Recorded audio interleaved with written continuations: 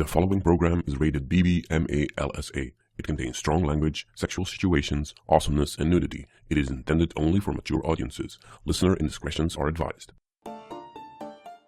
Welcome to our Bliss Bringers podcast. The materials we cover encourage adults of all ages, nationalities, and sexualities to open up and embrace their wildest desires and blissful pleasures. You won't find medical advice here, just our personal experiences following the journey of sexual evolution and education in sizzling fun topics that were definitely not taught to us in school, but have wickedly blossomed into reality. We discuss adventures in ethical non-monogamy, kinks and fetishes, exotic places to visit, sexy events, workshops, and tips. Allow us to seduce you into embarking on new adventures where each day you ask yourself, what's your pleasure? Welcome back. Thanks for downloading. Today we will be talking to Brian and Tange from Tangerines Dream. They got a lot to say about trains and parties and gangbangs. Enjoy. So we are here with Tangerine and Brian from Tangerines Dream. Tell us a little bit about yourself. Tange. How do you identify yourself? What's your sexuality? What's your pleasure? That's a lot. My pleasure is I love men. She loves cock. I love cock. But I love a lot of things. A lot of times when guys will ask me, well, what do you want? It really depends on the person I'm with, what the mood is.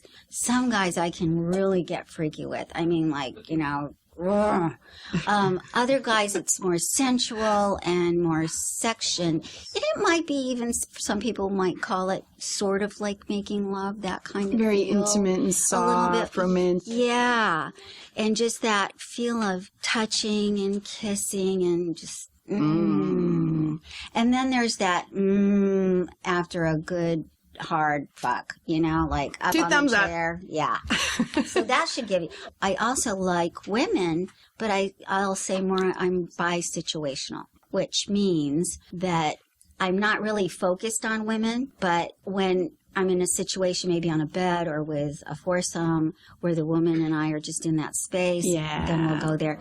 But then I've also been known to home in on one woman once in a great while. Bi-situational, bi-playful. What about you, Brian? So we've been married for 10 years. We met at a lifestyle party a few years before that. Were you both single? Yeah. Yeah.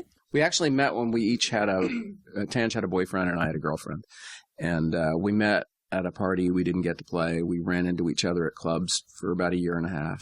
And I broke up with my girlfriend and was online, and I saw Tangerine had a single profile, and I emailed her and found out she'd broken up with her boyfriend. And so I asked her out on a date. And our first date was going to a swing club. And so the first time we played with each other, we went and played with another couple, too. So it was one hell of a first date from my standpoint. That's what I call test driving the car. Oh, It yeah. was fun. We had a good time. And we really connected sort of unexpectedly. I was just expecting a date with a cute, curvy blonde, and it turned out to be a lot more than that. So we ended up staying together and moving in together. And It was the cute, curvy stripper that you wanted yeah, to I always play called her with. the little stripper girl. Hot, blonde. So you fell in love with a stripper. Yeah, I did, as a matter of fact. Not at first sight. Not first play even, I don't think. No, but it took was, a I mean, little there bit. was a lot of attraction right from the start. Yeah. To my surprise, we connected really well. We danced really well together. though. yeah, That we're was both- mostly it. Yeah. We're both kind of show-off dancers, so that our first date we ended Do you up on strip stage also? dancing. No, I wish I did. I don't have, I look at the Chippendales and go, wow, I would like to be able to dance like that. They have great asses. Oh, Brian, yeah. you have a great ass. Well, thank you. Should strip. You should know.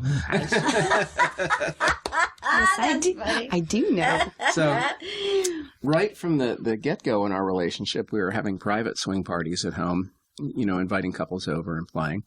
And in 2005, we started Tangerines Dream, and we started out small doing hotel parties. And when we outgrew those, we started to do larger venues, and it's grown to what we do now, which is house parties. We have 7 different locations that we're using in 2014, plus hotels for our specialty parties. Yeah. We still do that a little bit, but those are Ladies' specialized. choice is fun. Yeah, that's why we're both tired today. And we have an annual train trip, which is a 3-day mini convention. At the moment, it's once a year. We're working on a second one. The one that we do now starts just outside San Francisco and treks across the Central Valley going east, up over the grade, across Donner Pass, and down into Reno. And it's a 3-day excursion. You spend 6 hours on the train the first day, and we get into Reno, have hotel parties there Friday night, Saturday night, then come back on the train Sunday. And these are private cars that are not accessible from the rest of the train. We're totally on our own in these 2 cars, and one of them is a 1950s executive dome car. Oh, my gosh. And the other is a 1950s dining car, and we turn the tables and seating into beds. So that's our play car. Does the train company know that there's this fun stuff going on? No. There's no staff. There's staff. It's our own staff. So the guy who owns the cars just contracts to have them pulled along the train. The cars meet all requirements for safety and modernization. How beautiful. They're restored 1950s cars. They're really cool.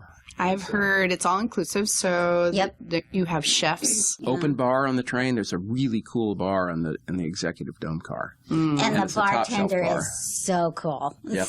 Yeah, Ben is great. He's entertaining. Wonderful. His drinks are perfect. He does have a Tangerines Dream drink he makes. And it goes through the Sierras. Yep, it goes up over Donner Pass. Yeah, so we do it in the spring, so there's still plenty of snow up there.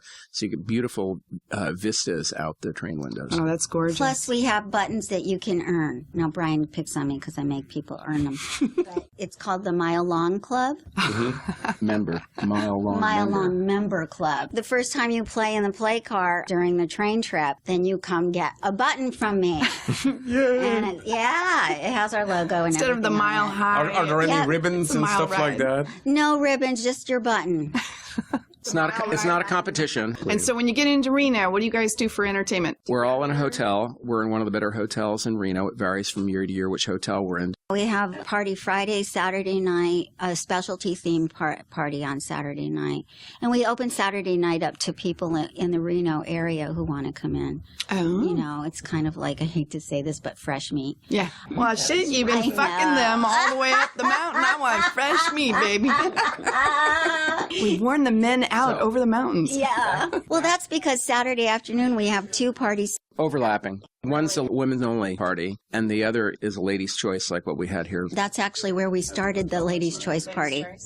So tell us a little bit of why you started it. We both love sex, and we both love swinging, and we were entertaining anyway, and we thought we went to swing clubs, and, you know, we knew things that we really liked in other clubs and things that we thought could be done better, and we thought, well, perhaps we can actually turn this into a business where we can do something successful that will be fun and that will add to the lifestyle community, and I'm really pleased with well, how it's yeah, gone. we like to entertain, and we would have parties, and then the 2 of us, and then we had 2 other couples who said, we'd like to have the 3 of us couples get together, invite our groups, and then it grew into like 100 people at a party. Those are big parties. It's like, wow. So they started not wanting to kind of help as much, and we were doing a lot of the work, so that kind of bloomed. I also started getting asked by a couple people, you know, Tange, we'd really like to have a party at our house, but we don't know enough people. Could you invite your friends? Well, okay. Since you asked. You know, that would be great. So that's where the pool party started. My boss at the time was a swinger, so he asked me to do stuff there with him. And it was like, oh, I can do this. So it really just morphed into its own kind of thing, and then we finally said, let's do something more. Are you guys doing this full time? We both have day jobs. A club like this does a little better than hobby income, but it's nothing like what you need to live on. So we both have full day jobs. And we do parties every second or third weekend throughout the year. I'm backing off my job a little bit this year because of some of the things we're doing. I need more time. Right. So how many couples or single people will usually attend? I think we averaged around 70 people per party this year. This last year, Yeah, in 2013, I think that's what the average ran. That's a nice size. And is that for the house parties? Yeah, that's for the house parties. Yeah, and we track all of that. And we get a lot of new couples. Typical will have 5, 6 couples that have never been to one of our parties before, and those, probably 2/3 of those have never been to any sort of swing event before. So we didn't set out to do this, but through people's reviews and we've turned out to get a reputation for being a good place for newbies, beginners. I agree. So what makes you different? Why would people review and say Tangerines Dream events are great for newbies? What I hear is the time that I take to talk to people before they attend a party. We don't meet them, but I encourage people to call. You know, if you have questions, you want to talk to me to get at least a sense of who I am as far as a hostess. Gives me a chance to connect with them. Going to a place where you don't know anyone, you've never met these people before, and you're possibly going to have sex, that's pretty scary. It's intimidating, isn't it?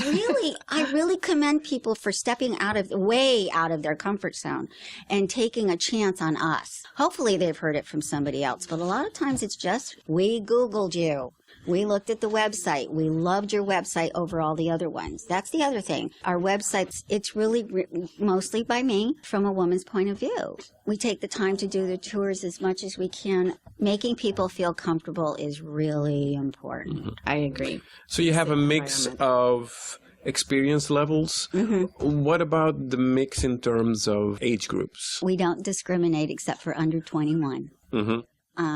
There's no discrimination as far as that goes.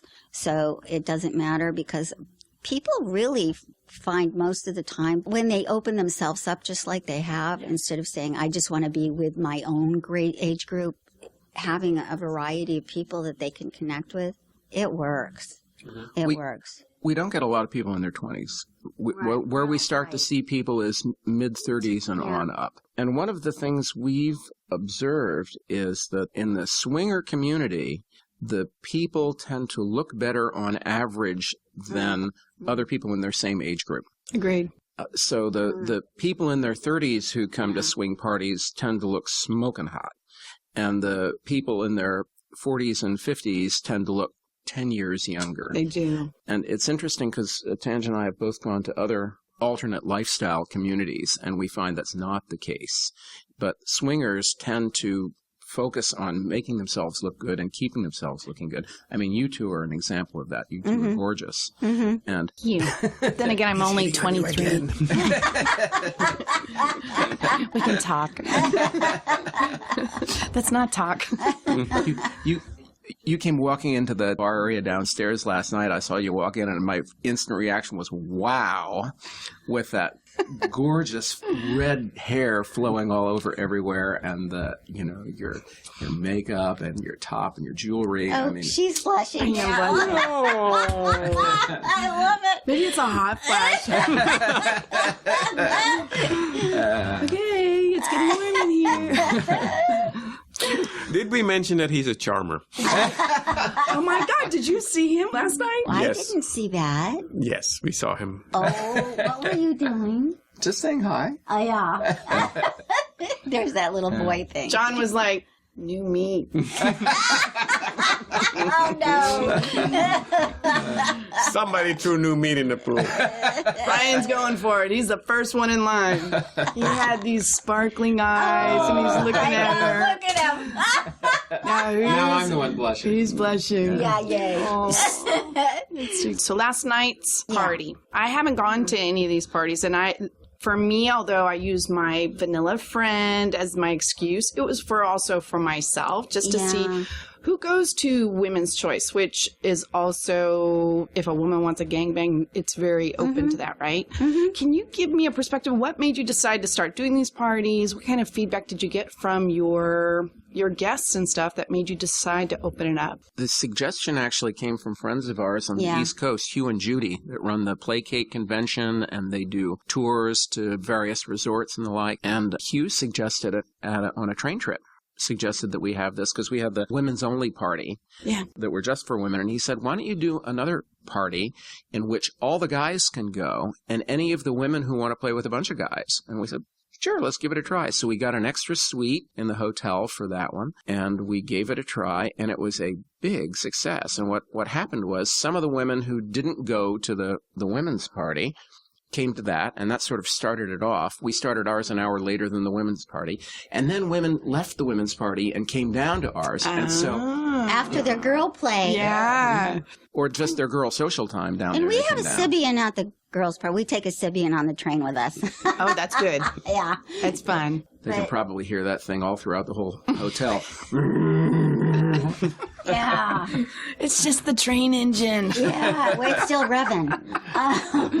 But yeah, it was Brian who came up with the name because we kept trying to go, what are we going to call this? And then we'd have to explain it. And so we did have to kind of put it together. But a lot of the women kept coming up to me when they saw Ladies' Choice going, wow, I get to choose?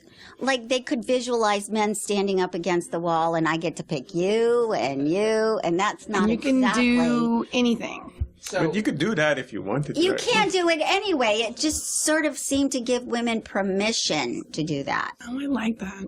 Tangerine steers new couples away from this, saying this is for more experienced couples and couples that know what the woman wants is to play with a variety of guys. And it can be she wants to have 2 or 3 guys at once, cocks Which in her I saw hand last and one in her night. mouth and one in her pussy. It can be that, or it can be a woman who wants to play with one guy after another, And all there's a one-on-one, but just playing serial. I remember some friends that were take a ticket. Take a number. Take a number. Number 701. Yep. In our normal Tangerines Dream parties, we might have a total of 80 people with 7 single guys and 5 single women out of the 80. So we'd have, 60-some, 30-some couples, and then just a small number of singles. For these parties, we have close to 1-to-1 couple to 1 single guy. So we invite, and may even be a little more than that. So we have way excess of men. We've got all the husbands, many of whom play, and all the single guys. And I'll do an orientation, a mandatory orientation at the beginning to explain to the single guys, what this is all about. You still have to get permission to touch, and it's really important during the social time downstairs to connect, to meet and get to know and get some chemistry going. That's what will lead to having fun up here. We had a terrific group last night. The single guys last night were I was awesome. impressed. They were very, very polite. So I met the group. There was probably 4 or 5 of them. Good-looking guys, very gentlemen. It was pretty funny because they had a sense of humor and they tried to do the vanilla lines like, yo, baby, what's your name? And I'm like, really? At the swinger party? You don't need to know my name. But they were cute. They were very cute. And they actually said that you ran through the rules with them, that they were screened out. You guys did an extensive screening with them. Well, I tell them how they behave at this party can make, Brian actually says that can make a difference whether they're invited back again really soon, or if I hear bad things, that'll not be good. Last night you didn't hear any bad feedback? No. Those guys were very nice. And it's not actually that what I do is not telling rules as much as it is giving orientation and coaching. Because I explained to the guys that we're all here for the same thing, right? We're all here to get laid and have a good time. So let me talk to you about what will make that happen for you and how to be polite and how to make sure when you're talking with a couple, you talk to the husband as well as the wife, right? Everybody has to get along. And I also explain how we're all on the same team here. We're not competing with one another. Right. There is not a shortage of women where most guys go home alone, right? This is an opportunity for you to play to your heart's content. So let me explain to you how you can behave that will improve the chances. And I got a lot of feedback as guys were leaving last night saying, oh my God, that was awesome.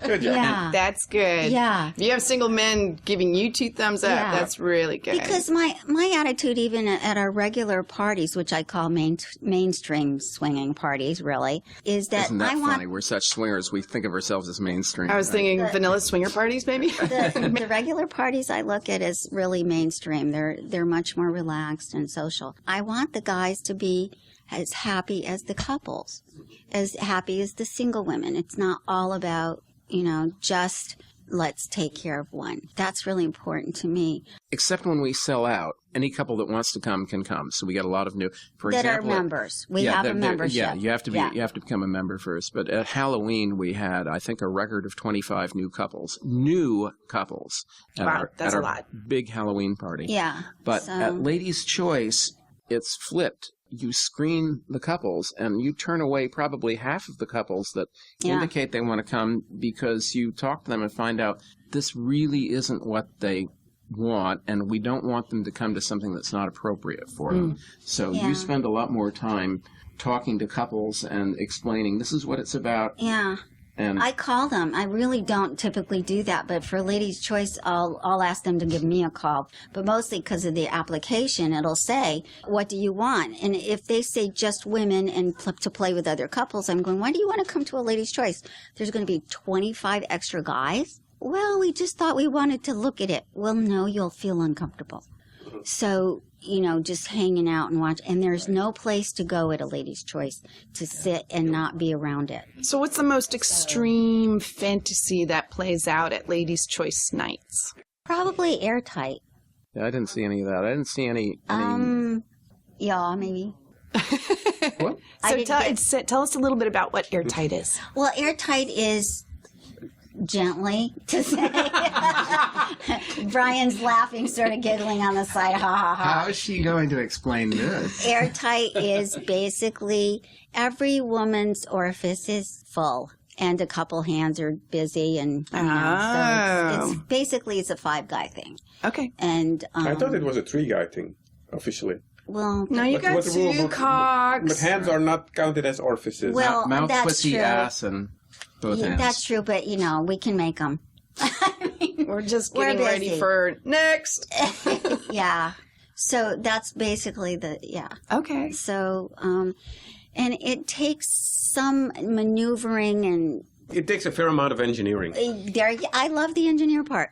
And engineers are really good at that. You better not have any phobia about being next to another guy. Right. That's part of the orientation. I talk to the guys about how you work as a team. That, you're pleasuring the woman and you're working with each other too. So if you're inside the woman and you're getting soft and she's giving head to somebody else, ask the other guy, you want to trade off? Exactly. So it's partly about pleasuring the woman, but it's also about recognizing how well you're doing and recognizing that the guys around you are not competition, they're team members. Right. And we're doing this so that we all have fun, guys and the women. That's why the woman has a cock in each hand. She's keeping him strong, so that way when the guy goes a little soft from being tired, switch out. Next, switch out. Give me that soft one. I'll get it back up there. Yeah, and I actually had that happen last night. For me, I was just in one of those moods where the first guy I just said, look, I really just want to get fucked, okay? And there was no kissing, there was no, Foreplay. nothing. It was just like, oh, okay. So I said, but I want to do it in the chair. Oh, okay. But I'm 5 foot tall, so sometimes my legs aren't as long, so I needed to get up on the chair arms. To kind of straddle the chair arms to get high enough while he was standing. So he's behind me, and he was having a difficult time. So he's like, okay, Tange, do you mind if oh, let me see. Oh, no, that's okay. So the next one was in line, and okay, I don't know, maybe it was because of my position or whatever, but. That might have been an awkward one. Not for me, but I was just able to back up and back Were you forward, a gymnast in a prior life? I think so. But, they just sort of kind of worked their way in.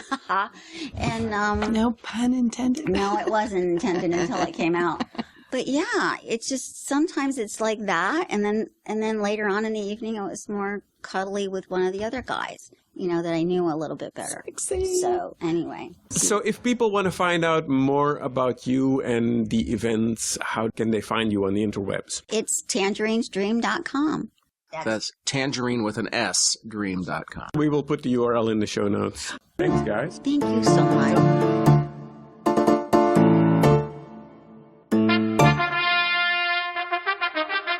Shout out.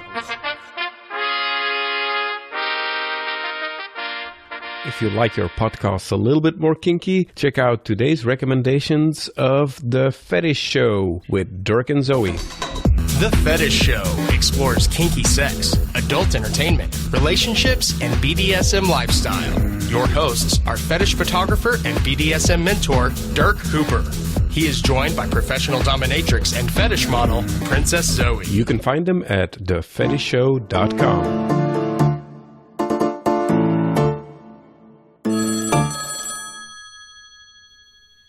Alrighty, it's time for some listener feedback. First up, here are some voicemails. Hey, hello. Greetings, Mistress Cindy and John. Just John and Captain and Professor T. This is Quiddity. And Foster with a long overdue thank you. We were at the after party. The one you hosted at Catalyst Con West last year, and we so owe you a huge thank you for this. Neon wand. We love the neon wand. It's such an awesome toy. We wanted to give a huge shout out and thank you to your sponsors, the Stock Room, because this thing rocks. We've taken it to parties and played with it with ourselves, and we love this thing. We've also downloaded all of your shows, and we're your biggest fans. We listen to them in the car, so thank you very much, especially for a neon wand. Thanks. Well, thank you, guys. Wow. Wow. I don't know what else to say except wow. You know, that magic that comes from Snap, Crackle, Pop. I think we recruited them. Yep, we've turned them over to the dark side. Good job, Stockroom. Thank you so much for your sponsorship. And good job, Reverend John, for bringing them into the BDSM world. My plan is almost complete. Let's see who else we got here. Well, hello, just John and Mistress Cindy. Miss Penzer here. You know, after listening to your last podcast and your exploits at Dragon's Gate, I'm really feeling the need for you guys to tie me up and torture me with all the goodies in your toy bag. Think you might be able to help me out with that? Do you think we can help her? I absolutely know we can help Miss Penzer. We've helped her out before, and I would love to help her out again. She's a naughty little girl. She's got so much energy. Yeah, she's the Energizer Bunny. She's scary. Scary good. Scary good. Wicked, scary good. She is scary sexy. Miss Penzer, we will be helping you. Pretty soon. Very soon. A listener question via email. We have Ross from Monterey, who's a massage therapist, and he asks about taking his massage table to the parties and what our opinion is on that. Well, first of all, he says he's a big fan, so we really appreciate you sending that email in. We love emails from everybody. Yes, thanks for your question. Thank you. So, Ross, the sexy massage therapist, absolutely. You could be a prop to these types of parties. Get hold of the event coordinators and solicit your business. Just say, hey, I want to come in. I'll be happy to give free massage therapy sessions to your guests for free. In exchange, would you mind if I provided my business card? So if you're trying to drive business after hours and stuff to your actual 8 to 5, I think the hosts would be happy to have you there. And even if you don't get any new business, you will win. Heck yeah. Oh my gosh. You don't have to be politically correct and stuff the sheets between people's legs. You know, you can touch everything because that's what us swingers want, right? We want to be touched. Exactly. Thank you so much, Ross. We really appreciate it and keep listening. Hey, I forgot to tell you that I got a text message from Mistress Sydney down in LA at Dragon's Gate. Oh? Yes. Mistress says, I was just listening to your last podcast and really enjoyed it. She's talking about our trip to Belgium. Mm-hmm. And then she goes on, I didn't know that your husband has a monster cock. Just hearing how much his cock turns you on was turning me on. Thank you for warming up my weekend. Oh. What do you think about that, monster cock? You're blushing. Glad to be of service. We'll find a way to be of more service soon. Well, I think we need to introduce your monster cock to Mistress Sydney. Yes, I think that's long overdue. Well, thank you so much for that very sexy text. It really kick-started my weekend knowing that you were listening to us. It's a turn on. Hugs and gropes. Stay bad. If you would like your question or comment on the show, please drop us an email at info@blissbringers.com or call 231-622-5477. If you didn't get that number, that's okay. I always forget it as well. So what I do is I go to the website, blissbringers.com, and there you can find it. You can find also the email, and you can find this cool send voicemail button where you can send your voicemail directly from your computer. Saves you on airtime minutes. Try it out. Hope to hear from you soon. Total fan failure. Temperature fail. File system mail. Mr. Cindy, what are you doing? I am trying to download the podcast, but I am not tech savvy. I am having a hell of a time. Well, luckily for you, for your Android, there's now the Blissbringers application. A mobile application? Yes. No. You can just search for it in the Google Play Store, or you can go to android.blissbringers.com with your web browser and get it from there. So what does it do for me? It downloads the episodes, it streams the episode, it slices and dices show notes and articles, and it allows you to send us voicemails, mails. Of course. Wow. Love it. And that's it for this episode. Make sure to go to blissbringers.com and basically click on everything. Click on the likes, click on the subscribe, send us an email, and do everything we have on the site. Okay, that's your homework. Until next time, what's your pleasure? All names mentioned in this show are either fictional, taken from public record, or held by people who have given their explicit consent to be mentioned. I don't know who did it, but somebody gave me a hickey. Good job. I know. You must have been in the middle of I'm so lucky I have a turtleneck with me. You slut. I know.